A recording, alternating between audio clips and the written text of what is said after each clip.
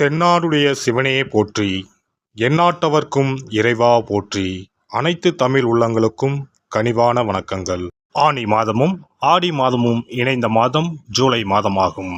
சூரிய பகவான் மிதுன ராசியிலும் கடக ராசியிலும் பயணம் செய்யும் மாதம் இதுவாகும். ஆனி மாதத்தில் நடராஜருக்கு திருமஞ்சனமும், ஆடி மாதம் வரும் அமாவாசை முன்னோர்களுக்கு திதி கொடுக்க சிறந்த நாளாகவும் உள்ளது. அம்மனின் அருளை பெறுவதற்கு உரிய ஆடி மாதம் இந்த ஜூலை மாதத்தில்தான் பிறக்கிறது.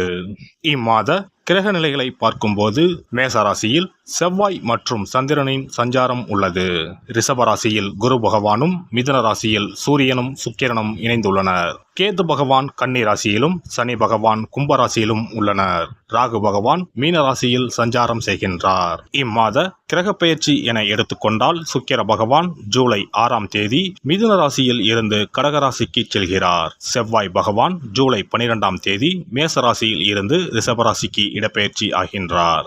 ஏற்கனவே ரிஷபத்தில் சஞ்சாரிக்கும் குரு பகவானுடன் செவ்வாய் பகவான் இணைந்து குருமங்கள யோகத்தை உண்டாக்குகிறார். அதே சமயம் இந்த ஜூலை மாதம் 16ஆம் தேதி இரவு 17ஆம் தேதி அதிகாலையில் சூரிய பகவான் மிதுன ராசியில் இருந்து பயிற்சியாகி கடகராசியில் சஞ்சாரம் செய்கின்றார். இது ஆடி தமிழ் மாத பிறப்பை குறிக்கும்.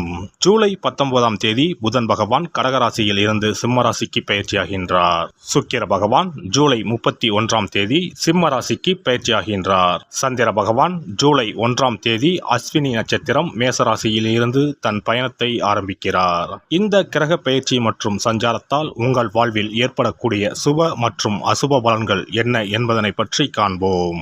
உங்கள் வாழ்வில் வளமும் நலமும் செல்வ செழிப்பும் பெற்று வாழ்வில் உயரிய நிலையை அடைய எல்லாம் வல்ல எம்பெருமானை வேண்டி விரும்பி கேட்டுக்கொள்கிறேன். ரிஷபராசி அன்பர்களே, இந்த மாதம் திட்டமிட்டு செய்யும் காரியங்கள் அனைத்தும் வெற்றி பெறும். உணர்ச்சி வசப்படாமல் நிதானமாக எதையும் செய்வது நல்லது. எதிலும் எச்சரிக்கையாக இருப்பது நல்லது.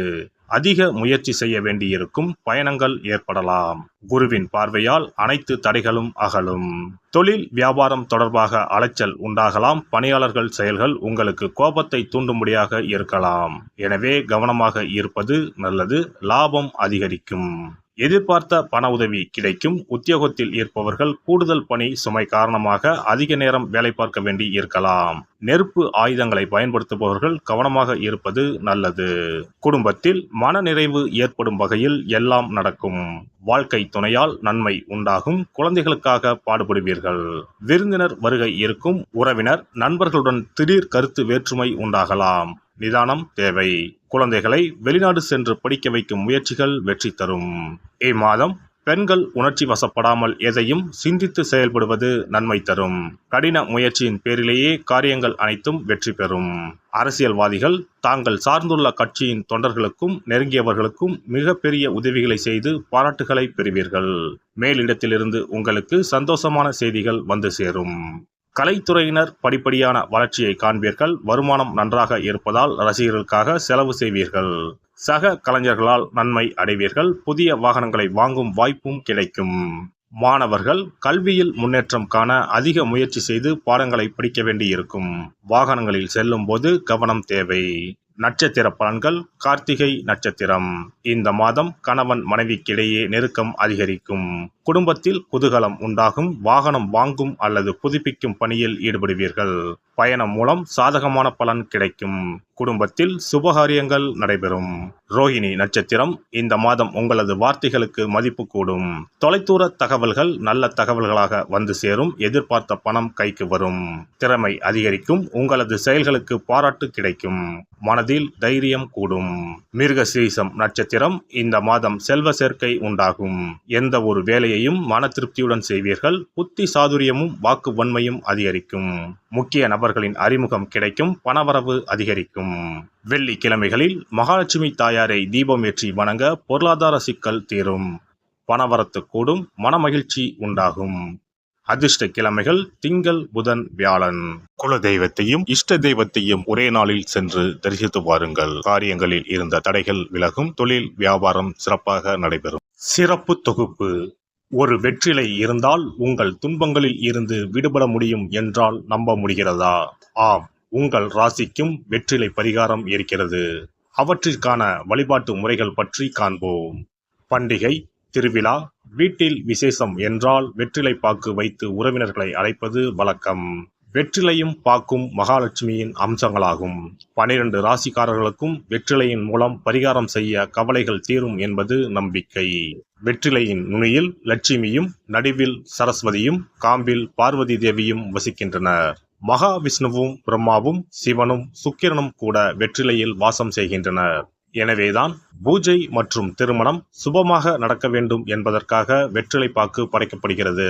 துன்பம் விலக உங்க ராசியின்படி இந்த மாதிரி வெற்றிலை பரிகாரம் செய்யுங்கள். வெற்றிலை பரிகாரத்தில் எல்லோரும் ஒரே மாதிரியான பரிகாரத்தை செய்தால் பலன் தராது.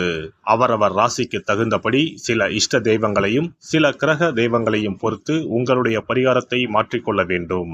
அப்போதுதான் உங்களுக்கு என்ன கஷ்டமோ அது சரியாக நீங்கி உங்களுக்கு நல்ல பலன்கள் கிடைக்கும். உங்களுடைய ராசியின்படி வெற்றிலையில் குறிப்பிட்ட கிழமையில் பரிகாரம் செய்தால் உங்கள் துன்பம் விலகும், பிரச்சனைகள் தீரும். மேசராசி அன்பர்கள் செவ்வாய்க்கிழமைகளில் வெற்றிலையில் மாம்பழம் வைத்து முருகப்பெருமானுக்கு நெய்வேத்தியம் செய்துவிட்டு அந்த பழத்தை உண்டால் அனைத்து கஷ்டங்களும் நீங்கும்.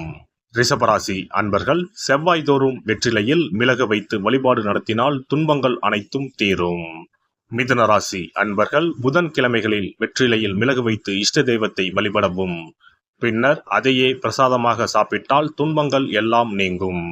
கடகராசி அன்பர்கள் வெள்ளிக்கிழமை தோறும் வெற்றிலையில் மாதுளை பழத்தை வைத்து காளியை வழிபாடு செய்து பின்னர் அந்த மாதுளை பழத்தை சாப்பிட்டால் துன்பங்கள் நீங்கும். சிம்மராசி அன்பர்கள் வியாழக்கிழமைகளில் வெற்றிலையில் வாழைப்பழத்தை வைத்து இஷ்ட தெய்வத்தை வழிபடலாம். பின்னர் அந்த பழத்தை பிரசாதமாக உண்டால் கஷ்டங்கள் நீங்கும். கன்னிராசி அன்பர்கள் வியாழக்கிழமையில் வெற்றிலையோடு மிளகு வைத்து உங்கள் இஷ்ட தெய்வத்தை வணங்குங்கள். உங்கள் துன்பம் துயரம் எல்லாம் தீர்ந்துவிடும். துலாம் ராசி அன்பர்கள் வெற்றிலையில் கிராம்பு வைத்து உங்கள் இஷ்ட தெய்வங்களை வழிபட்ட பின் அதை உண்டால் அனைத்து துன்பங்களும் நீங்கும். விருச்சிக ராசி அன்பர்கள் வெற்றிலையில் பேர்ச்சம்பழம் வைத்து செவ்வாய்தோறும் உங்கள் இஷ்ட தெய்வத்தை வழிபட்டால் துன்பங்கள் நீங்கும்.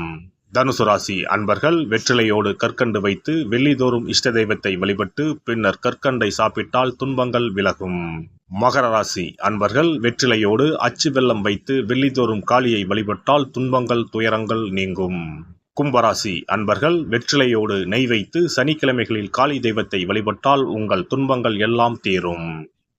மீனராசி அன்பர்கள் வெற்றிலையோடு சர்க்கரை வைத்து ஞாயிறு தோறும் இஷ்ட தெய்வத்தை வழிபட்டால் துன்பங்கள் எல்லாம் விலகும். எல்லாம் வல்ல இறையருளால் நீங்களும் உங்கள் அன்பு குடும்பமும் உடல் நலம், நீலாயுள், நிறை செல்வம், உயர் புகழ், மெய்ஞானம் ஓங்கி வாழ்க வளமுடன். இந்த வீடியோ பதிவு உங்களுக்கு பிடித்திருந்தால் லைக் பண்ணுங்க, கமெண்ட் பண்ணுங்க, ஷேர் பண்ணுங்க, மறக்காம சப்ஸ்கிரைப் பண்ணுங்க, பக்கத்துல இருக்கிற பெல் பட்டனை கிளிக் பண்ணுங்க. நன்றி, வணக்கம். ஓம் நமச்சிவாய, சிவாய நம.